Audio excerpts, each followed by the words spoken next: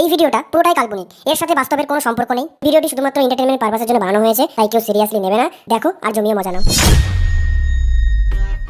Hello guys, আজ নতুন একটা পডকাস্ট নিয়ে এসেছি। এই পডকাস্টে নতুন গেস্টকে তোমরা সবাই চেনো, সবাই জানো। সে আসলে মানুষ না, সে আসলে রোবট। সে আমাদের প্রিয় নয়নের মণি, বাংলার রসগোল্লা, ডোরিমন। কেমন একটা নাম, ডোরিমন। আবে ও সোরের পোলা, বেশি হালকা ভাবে নিস না আমাকে।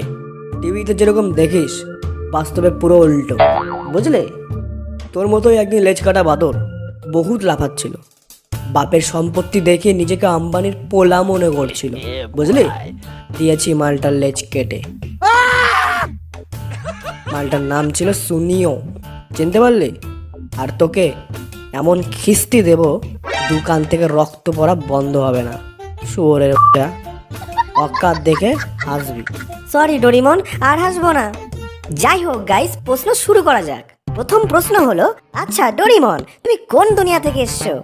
22nd সেঞ্চুরি থেকে এসছি। কি টুই টুই?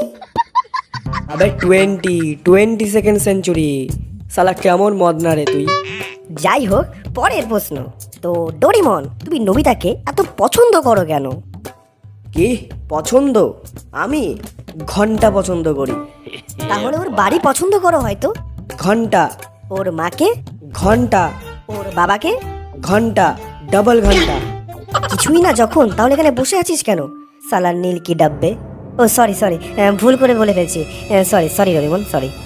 খুব ইচ্ছা হচ্ছে আমাকে খচানোর, হালকা ভাবে নিস না আমাকে।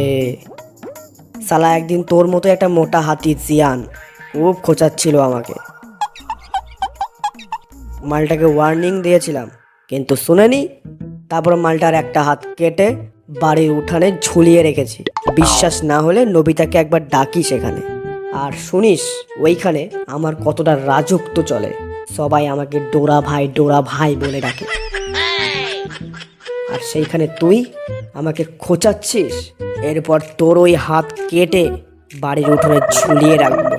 তারপর তোর হাত আর জিয়ানের হাত দুটো নিয়ে আমি খেলবো। অকাত দেখে তারপর আমার সাথে মজা করবি। ঠিক আছে ডোরিমন, ভুল হয়ে গেছে, আর হালকাভাবে নিব না। পরের প্রশ্ন। ডোরিমন, তোমার একটা ঘটনা সবাইকে বলো, যেটা তোমার লাইফের খুব মজার ছিল। ঘটনা অনেক আছে। ঠিক আছে, শোন তার একটা ঘটনা। একদিন বাড়িতে নবিতা ছিল না। ওকে গ্যাজেট আগেই দিয়েছিলাম যাতে আমাকে একদিনটা শান্তিতে থাকতে দেয়। ও গ্যাজেট নিয়ে নবিতা বেসবল খেলতে যায়, আর এই সুযোগে আমি আর সুজুকা স্কুলের পেছনের মাঠে গিয়েছিলাম একটু গুলুগুলু করতে। হঠাৎ দেখি ওই হোদলটা ডোরিমন করতে করতে চলে আসছে। জানি না কিভাবে খোঁজ করে চলে আসলো, কিন্তু এসে দেখে যে আমি সুজুকার কোলে শুয়ে আছি। তারপর কি হলো ডোরিমন? তারপর আর কি, ওই হোদলটা কানতে কানতে বাড়ি চলে গেল। এরপর থেকে মালটা আর আমার সাথে কথা বলে না। নবিতা যে কথা বলে না, তোমার খুব কষ্ট লাগে তাই না ডোরিমন? কষ্ট? আমার কষ্ট? আমি তো মজা পেয়েছি খুব। শালা বিরক্ত করে মারে আমাকে, সবসময় ডোরিমন করে বেড়ায়। শান্তি পেয়েছি এখন, শান্তি। আচ্ছা ডোরিমন, সব কিছু বুঝলাম, বাট একটা জিনিস বুঝলাম না। তোমার আর সুজুকার মধ্যে এই যে চক্কর চলছে, এটা কিভাবে হলো? কি করে হলো এটা নিয়ে অনেক বড় গল্প আছে, পরের এপিসোডে সব বলবো। হ্যাঁ গাইজ, এর পরের এপিসোডে ডোরিমনকে নিয়ে আবার আসবো এই নতুন অজানা তথ্য জানার জন্য। ভিডিওটি কেমন লাগলো অবশ্যই কমেন্টে জানিও, আর যারা নতুন আসছো সাবস্ক্রাইব করে দিও এরকম আরো মজাদার ভিডিও দেখার জন্য।